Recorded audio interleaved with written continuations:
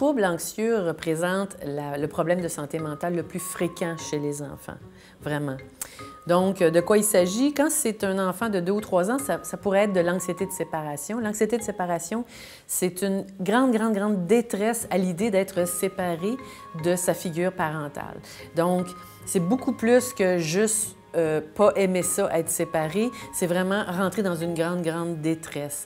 Ça dure dans le temps aussi, donc ça dure depuis plus que 4 mois. Il faut que ça dure dans le temps pour qu'on puisse penser que c'est peut-être l'anxiété de séparation. Et c'est aussi une anxiété, cette inquiétude-là, qui est incontrôlable, qui les empêche de faire ce qu'une petite fille de 3 ans ferait normalement au plan social, c'est-à-dire, par exemple, elle refuse d'aller passer un après-midi chez sa grand-mère qu'elle adore, par ailleurs, parce que elle vit trop une grande détresse à l'idée d'être séparée de sa figure parentale.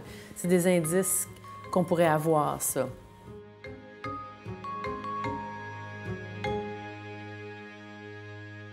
Les troubles anxieux généralisés, on peut retrouver ça chez les enfants et chez les adultes aussi, mais de tous les âges.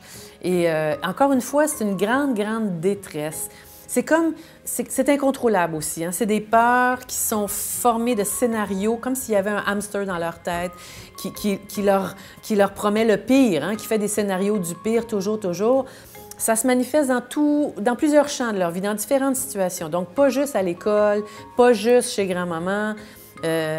Ça va nous donner l'indice que c'est de l'anxiété généralisée si ça se manifeste dans différents champs. Si ça dure depuis longtemps aussi, plus que 6 mois, parce qu'on pourrait vivre l'anxiété sur une courte période pour toutes sortes de raisons, mais quand ça s'installe, on commence à soupçonner un trouble anxieux. Et puis là encore, ça l'empêche de faire des choses que ferait normalement cet enfant-là.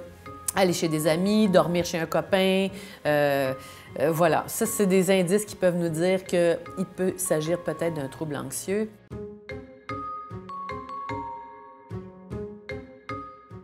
Il faut se rappeler que ça ne se raisonne pas, ça.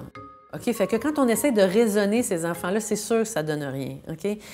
Ça ne se raisonne pas. C'est pour ça que ça s'appelle un trouble anxieux, puis ça ne s'appelle pas juste une inquiétude. On peut pas la convaincre qu'il n'y a pas de raison d'avoir peur. Je veux dire, il faut arrêter de faire ça. Il faut arrêter de l'humilier. Il faut arrêter de penser que si on ne s'en occupe pas, ça va disparaître.